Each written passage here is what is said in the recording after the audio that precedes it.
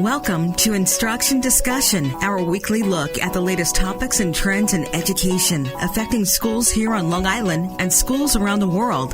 Whether you're a teacher, parent, or student, listen for tips and strategies to help you navigate the educational landscape. There's a bell. It's time to start today's Instruction Discussion on the voice of Nassau Community College, 90.3 WHPC. Hello, I'm Kevin Boston Hill, and welcome to Instruction Discussion, where each week we will examine a recent trend or development in education and its impact on Long Island. Students, teachers, parents, and school systems are still dealing with repercussions from the pandemic some 3 years later. Learning loss, staff shortages, mental health concerns, and inconsistent environments for students have left many children severely behind. Some of the most affected by this back-to-school season are single mothers and their children, as they deal simultaneously with careers, childcare shortages, education challenges, major inflation, and an uptick in COVID cases. As a way to support mothers through these challenges, the 9 national campuses of the Jeremiah program empower single mothers to gain ongoing access to higher education, affordable childcare, housing, and the training they need to further their professional development. To further describe the Jeremiah program and discuss its impact, today we welcome Courtney Crawford, Executive Director of the Brooklyn campus, and Natasha Peguero, a Brooklyn mother who has benefited from its resources. Ladies, welcome to Instruction Discussion on 90.3 WHPC. Thank you for having us. Exactly what is the Jeremiah program and what prompted its development? Well, sure, I can take that. Hello, everyone. It was founded in Minneapolis in 1998. Jeremiah's mission is to disrupt the cycle of poverty for single mothers and their children 2 generations at a time. Now, JP came to Brooklyn, Brownsville specifically, in 2017, where we established a community center model that leverages existing community resources. Most resources for low-income single moms in Brooklyn do not support a 2-gen model framework, and that's what makes us different. With JP's whole family approach, moms benefit from investments and programming that advance their educational career and their career. With that being said, we see our mothers as whole people, as students, as mothers, as career women. And also one of the highlights of our program last year was that we grew from 70 families in our 2-generation program, and we doubled that number at the end of 2021. At the end of 2021, we also saw 3 moms graduate from our program. And this year, we saw 5 mothers graduate from our program with degrees. Wow, that's amazing. Now, I'm going to follow up on that really quickly as far as the whole graduation thing, because I wanted to find out how long, well, first, how does someone get involved with the Jeremiah program?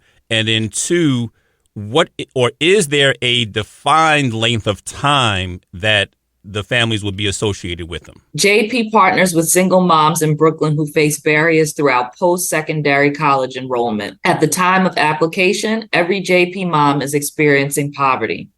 Why do we have this program? Because more than 90% of the women in our program are BIPOC. Our program supports degrees and obtaining success in their careers. Our program numbers have truly increased after the pandemic, and which drove many of our moms into the workforce. So what JP offers is they offer a coaching model. So we're not just saying, here, go to college, we're going to give you laptops, but we're going to take you through the journey. There is no time frame. You're with us for as long as it takes for you to get through your program. A little nervous right now, but I'm going to go a little bit off script and say that what makes it so powerful when moms do get involved in our programming is the fact that I'm not a mom. What appealed to me was the coaching aspect, the fact that you need a community to win. How was I successful? How did I make it through college having a learning disability? Because I had an awesome mother. She was there and I had a community of support. And that's what JP offers. So yes, we leverage resources where we're going to help you through college. We're going to give laptops, and we'll get, more into that with emergency funding. But what we really do is our foundation is we're showing you that you're not alone. We're showing you that you were already great. And through that, making you fall in love with yourself, then that's when the magic happens. And you continue with your career. And now that you've trust that we see you, you want us to work with your child. So it's twofold. Not only are you in college, obtaining your degree, but you're also getting the support that your child needs in terms of tutoring, childcare. So it's a holistic approach. That's that combating the generational poverty issue from two generations at a time. You're supporting the mother through her journey in whether it's through obtaining a college degree and through employment references, but also you're supporting the child through his or her academic progress as well. So making it known that, yes, education is that pathway out of poverty that we tend to hear about so often. But I want to bring Ms. Peguero, Natasha, if you will, I want to bring you into this conversation as well. How did you come to find JP, and what has your journey been like? So actually I found out about the program through Instagram. I had been thinking about returning to school, and it just kind of popped up on my feed, and I looked into it, and it was a godsend, to be honest, for me, because I had been thinking about going back to school, but juggling being a single mother, work, I didn't think that going to school was really plausible because of the same issues, childcare, and as you mentioned earlier, Kevin, mental health, right, as well. JP was actually a vital player in that for me and my family to get back into that. Okay, nice. And what were some of the supports specifically that they were able to give you to enable you to go back to school? So, for example, in the beginning of the program, we did like a 12-week kind of like empowerment, leadership. I guess it's like a program within the program that you do. So it's kind of like a self-assessment where I was able to learn about myself again, like remember that, hey, I'm not just a mom. I'm not just an employee. I'm a person too, And in that, I was able to recognize that I was dealing with my own mental health issues. And in JP, they actually referred us to therapy. They referred us to counseling. They made us journal, right? They provided us with journaling. They provided us with stress reduction techniques in those 12 weeks. Also coaching. So like I have a coach that I speak to twice a month. And then she helps me dealing with whatever I'm dealing with. For example, I had an issue with time management. So she helps me like, hey, get a calendar. Okay, look, you're going to do this. Set up your calendar, your schedule your appointments. I was having an issue with my job, for example. I was able to reach out to my coach, and she reached out to her community resources, and they were able to get me in touch with advocates in the community, so that I was able to like speak up for myself and my job. And I ended up not losing my job.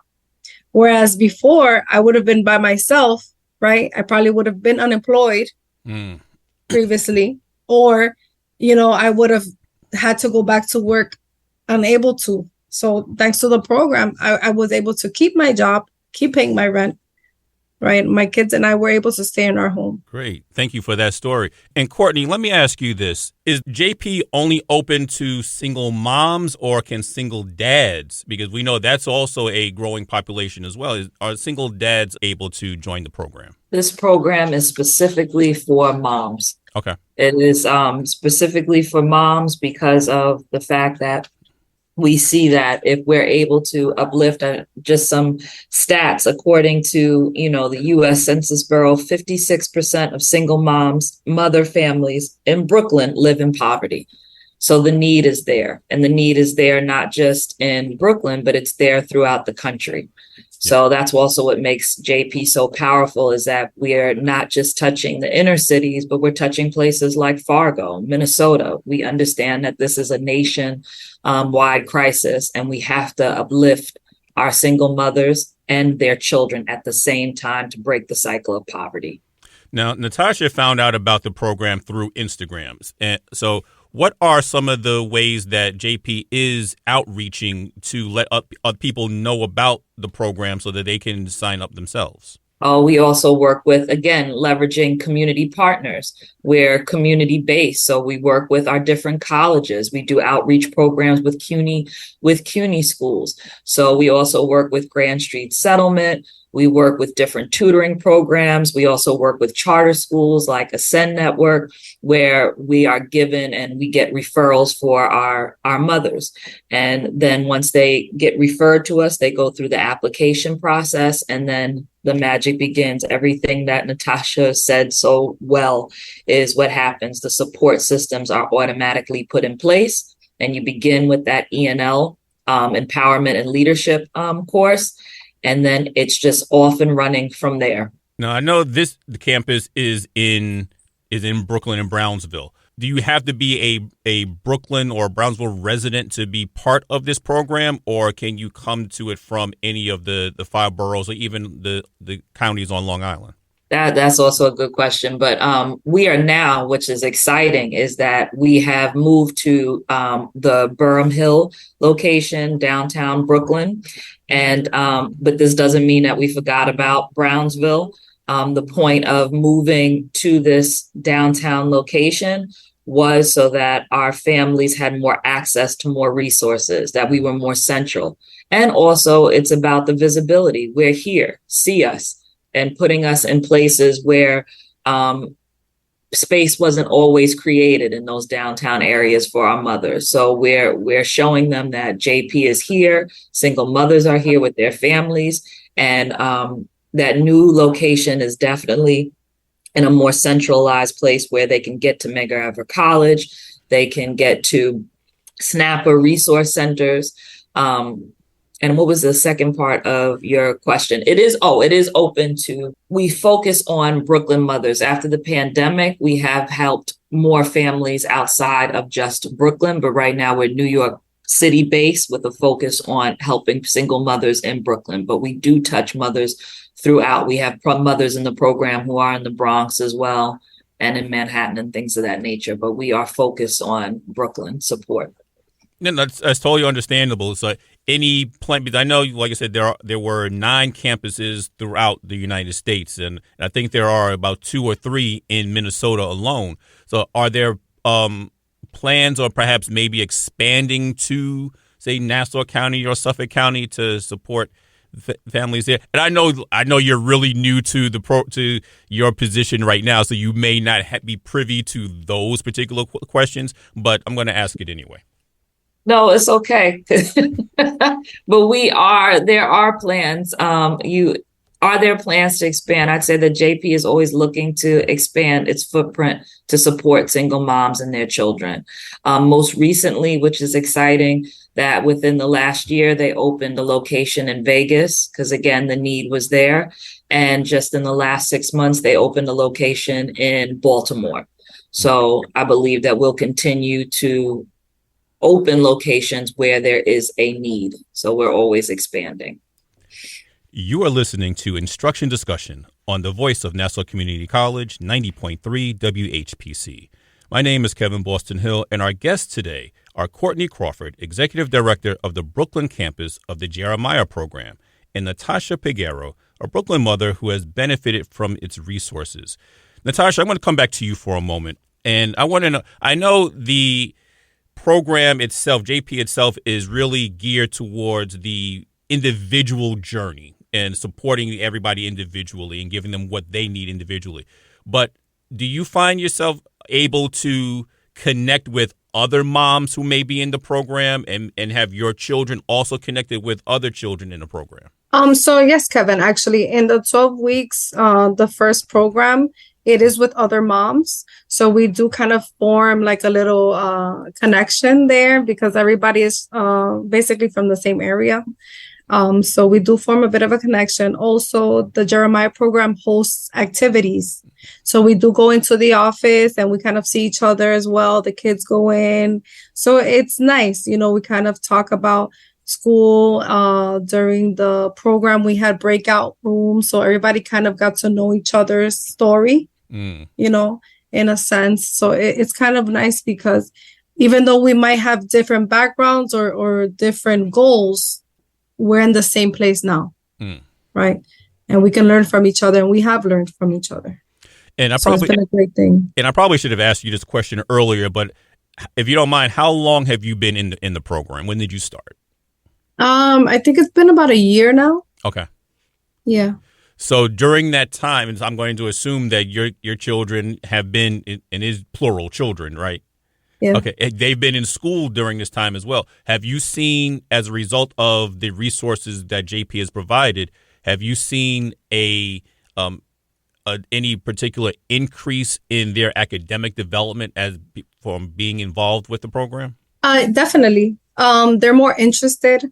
For example, the program provided us with passes to the museum during the summer and access to camps for the summer as well. So now they're more interested in the arts. They want to go back. They're interested in science. You know, something that before wasn't even a consideration. I was always just working. You know, they didn't have time or space. I couldn't provide that for them. You know, so this was something that kind of sparked an interest for them, an opportunity that they didn't have before JP. Courtney, I know you mentioned that you provide coaches to the mothers, and there's tutoring for the students or for the children. What are some of the other resources that are available for the children, whether it's academically related or maybe even non-academically related? Just to piggyback off of what Natasha was talking about is that summer enrichment program where we give stipends to our moms so that way they can pay for extracurricular activities during the summertime. But what's most important is that we're listening to what moms need. They're helping us write what the program needs. Right now in Brooklyn, especially after the pandemic, we saw a big rise and uptake in crime, especially for our young people. And what was the answers? What did moms need? They needed their children to be off the streets and be engaged. And they needed to continue to go on with their self-care, their programming. So again, that 2-gen model. And we had summer enrichment. The numbers, there were over 70 children. That's basically 2 cohorts in a middle school that took part in this program during the summertime, from STEM classes to swimming to karate. The moms picked, they were able to get the stipend and pay for their kids to have that. The other thing that was so important was that tutoring program. Again, during the pandemic, we saw with Black and Brown families that, especially if they had learning differences, they weren't getting the services that they needed. What makes our tutoring program so special is that we want them to have that one-on-one help. You are getting that self-assessment, so that way it can be targeted to your specific needs. And again, we've seen like an 81% growth in that. And that's some of the programming that we do have. We have tons of other things. Like one thing that I'm extremely proud about is teaching that financial literacy piece that we offer, the 529 for colleges for our students. And I know, Natasha, you could speak about that as well, but that's huge to change the mindset on how we're looking at money. What is our relationship with money? And the backup childcare and emergency funds is huge. And emergency funding came back into play for our program because we saw that after the pandemic, people weren't able to pay for their bills. So let's make sure that if we're able to, we're going to give moms money to help make sure that they can keep their lights on and things of that nature. And the backup childcare, again, when they're invested in school, we're giving a stipend to help support with childcare. So that way you can do all the things you need to do and further your education.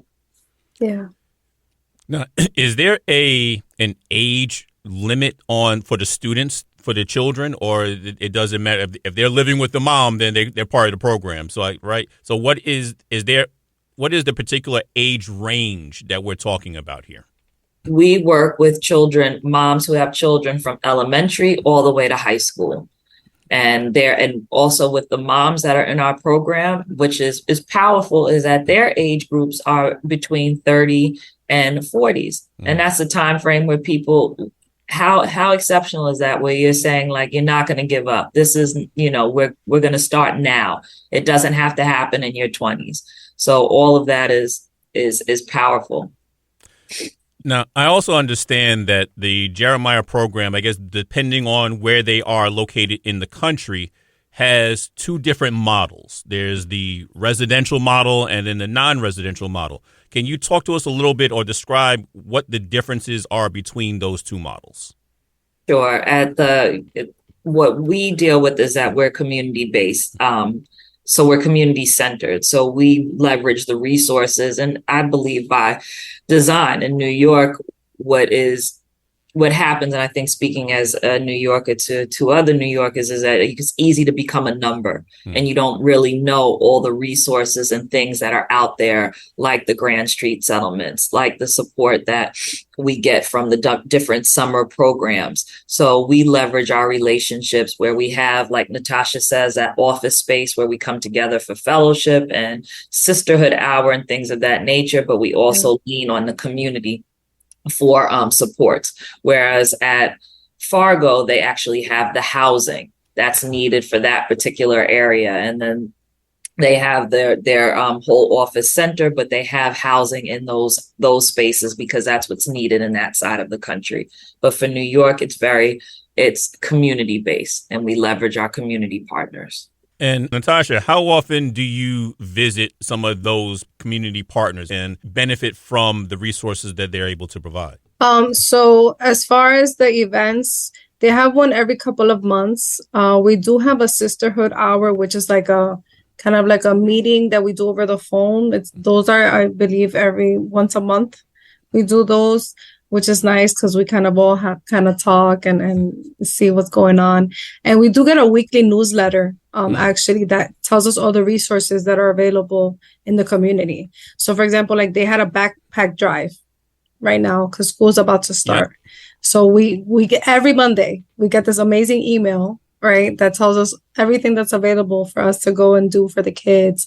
Like last week, they had this great event where moms were getting manicures. Like we went to the space to go get manicures, like kind of self-care before back to school. Like that's amazing, right? Like like it when Courtney says it's all inclusive, it really is, right? Because it's the first time I've dealt with something where they actually see us as a person. I feel that for most of my life, ever since I became a teen mom, I've been a teen mom. This is the first time in a long time that I actually feel like a person. That's powerful. That's powerful. That's very powerful. And just to piggyback off what Natasha says is that there's more to come. So in 2023, as we end out this fiscal year, we are determined now that we have that new space to have in-person events every month that are, again, with those sisterhood hours. What makes them powerful is that we have experts in their field that come in and talk about financial literacy, that talk about self-care, that talk about just also things that have to do with like Planned Parenthood, your body, how to talk to your child when it comes to educating them around, different health matters, sex education. So all of those things are going to happen. And then fun stuff too, like we're planning for October to go to apple picking, have, a winter event where the moms come in and we're doing awards, but we're determined to have, as we're making the shift and more in person, but to have more of those touch points, because just even hearing Natasha talk is making my heart smile. But that is the goal, to have more time together for them to see themselves and, see us to touch each other. But it was beautiful. So I know you said the Brooklyn campus is the community-based model. So how can people within the community either get involved to support or just to come by, if they are single mothers, to get involved as well? Oh, absolutely. We have also our new career volunteer mentor program. So that's also online, where we're looking for different corporate volunteer groups that want to help support our moms and their development.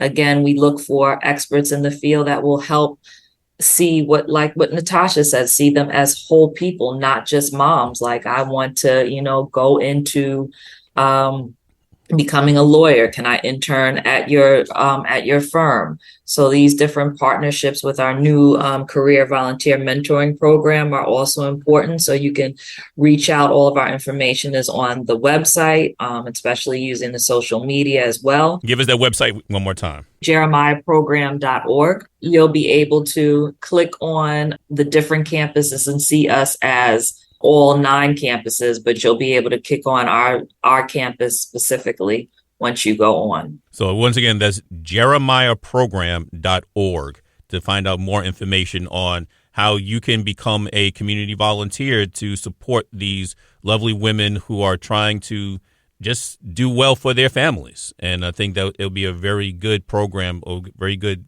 benefit for the people who do get involved. I know, again, we talked a little bit about the social media aspect on how some people were able to get involved to find the program, but specifically, how can a single mother get in touch with the program other than going onto the website? What else can they do to find out more about the Jeremiah program? You can find out about us through our website is the main thing, through our Instagram channel, and through different community partners that highlight the work that we're doing. So that is the main way that people find out about our program right now. And we're also on Facebook too. Yes. I figured if you were on Instagram, you'd be on Facebook as well. Those are great ways to find out about it. So Natasha, let me ask you, if you had to do this all over again, or not even to do it all over again, but what do you think that your life would be like had you not found the Jeremiah program? I probably would not have started back school. So I'd probably still be working over 50 hours a week, picking up overtime shifts, not seeing my kids. My son will probably be running around somewhere doing God knows what. And my daughter, who's now 15, would probably be doing God knows what, being by themselves, because it's so difficult, trying to budget. We probably would have lost our apartment because I didn't know what to say to my employer either, right? During that time. Thank you for that. Well, and that's totally understandable. I mean, and that's awesome that this program it actually exists for you to take advantage of. But we would certainly like to thank our guests today, Courtney Crawford, Executive Director of the Brooklyn campus of the Jeremiah program, and Natasha Peguero, Brooklyn mother who has benefited from its resources. Ladies, thank you for coming on to our show today. Thank you so much for having us. Once again, my name is Kevin Boston Hill, and thank you all for listening to Instruction Discussion right here on the voice of Nassau Community College, 90.3 WHPC.